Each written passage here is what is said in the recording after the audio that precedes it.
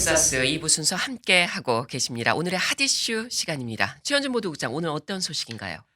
중국의 최대 정치 행사죠. 양회가 4일 개막을 했습니다.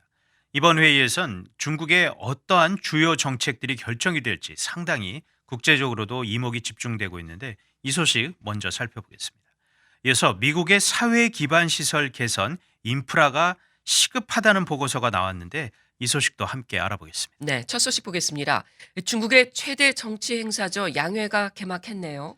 네, 전국인민정치협상회의 정협과 전국인민대표대회 전인대 이 두 행사를 합쳐서 양회, 투 세션스라고 부르는데 철통 같은 보안 속에 4일 베이징 인민대회당에서 개막을 했습니다. 네, 양회 구체적으로 어떤 행사인가요?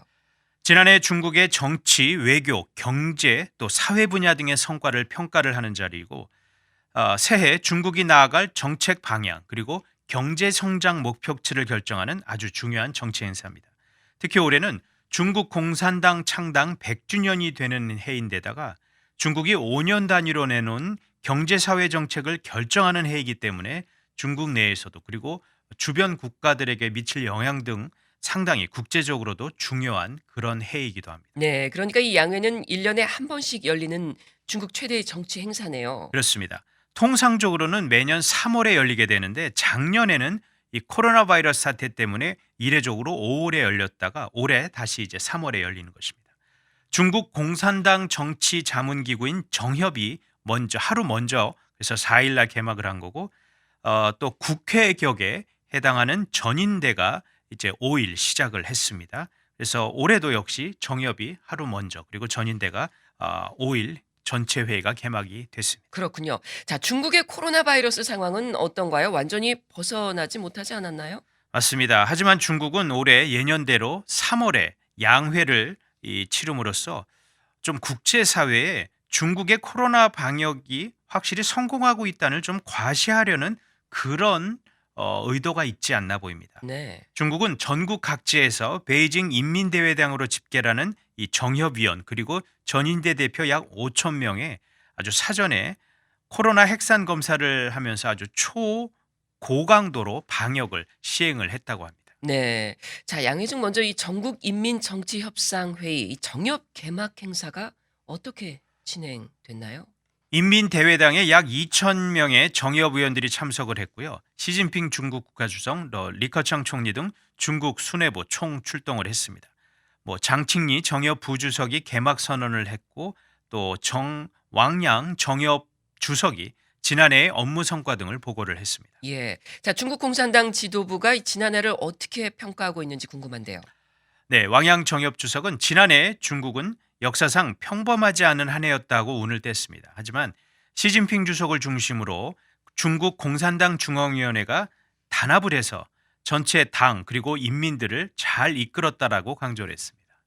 그러면서 성공적인 코로나 방역, 빈곤 퇴치, 13차 5개년 계획의 원만한 마무리, 그리고 샤오캉 성과 등을 열거를 하면서 인민이 만족하고 전 세계가 주목하는 찬란한 새로운 역사를 만들었다고 자평을 했습니다. 아, 이 샤오캉 성과요. 이 샤오캉은 뭔가요?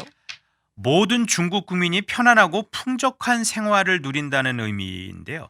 시진핑 주석이 집권 2기에 청사진으로 밀고 있는 주요 정책입니다. 네. 시 주석은 중국 공산당 창당 100주년이 되는 2021년까지 전면적인 샤오캉 사회를 건설을 하고 중국 건국 100주년이 되는 2049년까지는 부강한 사회주의 현대국가를 실현하겠다고 공언을 해왔었습니다. 네. 자, 올해 양회에서 주목해야 할 것들 어떤 것이 있을까요? 역시 올해 양회의 관전 포인트는 14차 5개년 계획 그리고 홍콩 사태 또 미국과의 관계 등을 꼽고 싶습니다. 예. 자, 올해 이 중국의 14차 5개년 계획이 시작이 되는 건가요?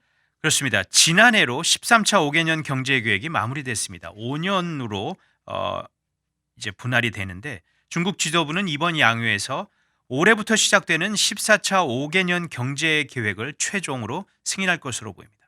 중국 지도부는 이와 함께 올해 경제 성장률 목표를 6% 이상으로 이제 어제 전인대에서 밝혔는데 다른 주요 국가들 모든 선진국들이 6%는 정말 꿈도 못 꾸는 수치인데 이거를 발표를 하면서 중국이 상대적으로 훨씬 더 앞서 나가고 있다는 것을 과시를 했습니다. 네. 자, 그리고 국제적으로 이슈가 되어 오고 있는 홍콩 문제도 올해 양회에서 비중 있게 다뤄질 것으로 보이는데요. 그렇습니다. 이번 양회에 앞서 중국에서 이 홍콩의 선거제도 개편 이런 얘기들이 많이 나왔습니다.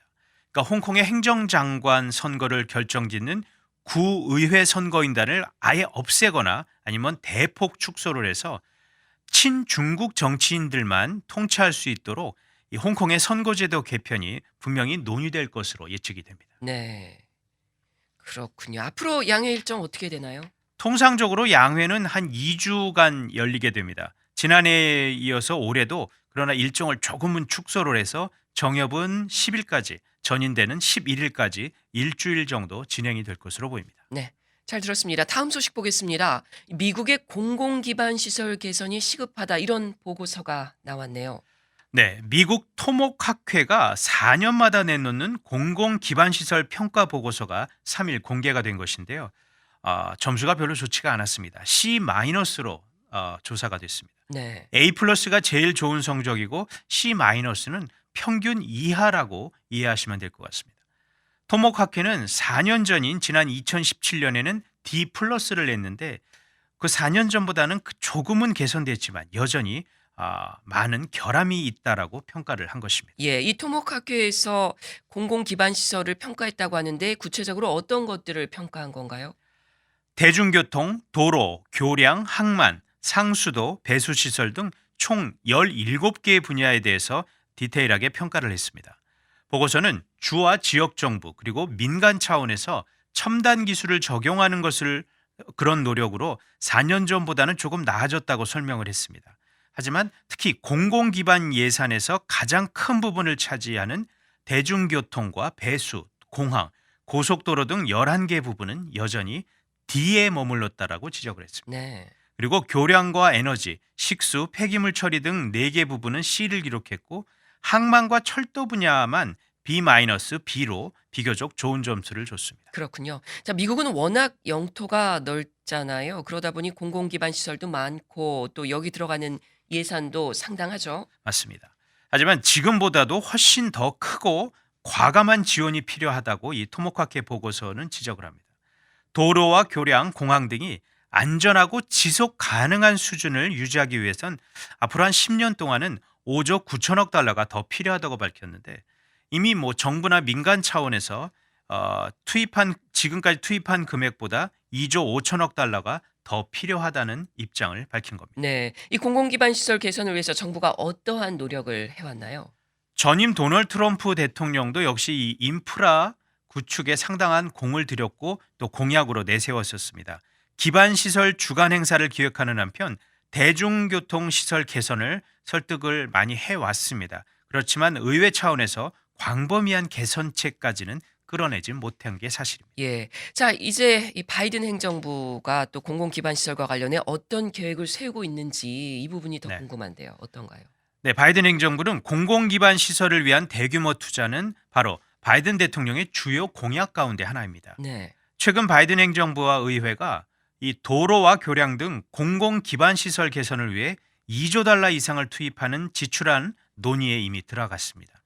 정부는 현재 논의 중인 코로나 바이러스 경기 부양안이 의회에서 통과가 되면 이 공공시설 기반 이 해당 지출안도 곧 공개할 예정이라고 합니다. 그렇군요. 어떤 내용이 포함됐나요? 알려진 게 있나요? 예, 피트 부티지지 교통부 장관이 해당 지출안과 관련해서 이제 의회 의원들과 만났는데 부티지지 장관은 코로나 팬데믹 이후 미국의 경제를 활성화시키고 낙후된 도로와 이 교량 등을 개선하는 데 주요 목적이 있다라고 설명을 했습니다. 네. 그러면서 친환경적인 개보수 작업, 공공사업의 개선 등으로 수천 개의 친환경 일자리를 창출하게 될 수도 있다라고 설명을 했습니다. 예. 이 해당 지출안 논의와는 별개로 정부가 이미 공공기반 시설 지원에 들어갔다고 하던데요. 맞습니다. 부티지 장관이 지난 화요일 텍사스주에 최대 4억 4,800만 달러에 달하는 저금리 연방 교통 대출을 허용을 했습니다. 예.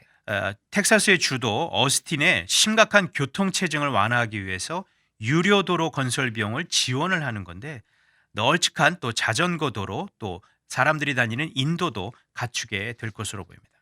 부티지 장관은 지금 미 전역이 팬데믹과 싸우고 있는데 지역 사회들이 지출을 줄이고 교통체증을 완화하면서 이동성과 안전성 그리고 접근성을 개선하는 일에 정부가 함께할 것이다라고 또 밝혔습니다. 네. 자, 텍사스 같은 경우 최근 역사적인 한파로 큰 피해를 봤잖아요. 또 이 한파 피해가 바로 낙후된 사회 기반 시설 때문이다. 이런 이야기도 나오고 있고요. 그렇습니다. 이례적인 추위 이렇기 때문에 이제 수도관이 터져서 물이 넘치는 한편 또 전기까지 끊겨서 정말 많은 텍사스 주민들이 물도 전기도 없이 고통 속에 지내야 했었죠.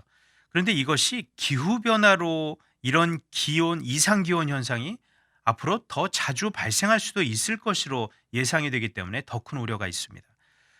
그래서 이번 미국 토목학회의 보고서는 기반 시설 개선 작업의 지연은 비용 상승을 더 가져오게 되고 결국에는 이 주민들의 부담이 더 가중될 수밖에 없다라고 지적을 합니다. 네. 그렇기 때문에 국가 공공 기반 시설 개선을 위해서는 강력한 지도력 그리고 투자 확대 또한 기후 변화 등을 고려한 새로운 접근이 반드시 이루어져야 한다라고 촉구를 했습니다. 네. 잘 들었습니다. 지금까지 오늘의 핫 이슈였습니다.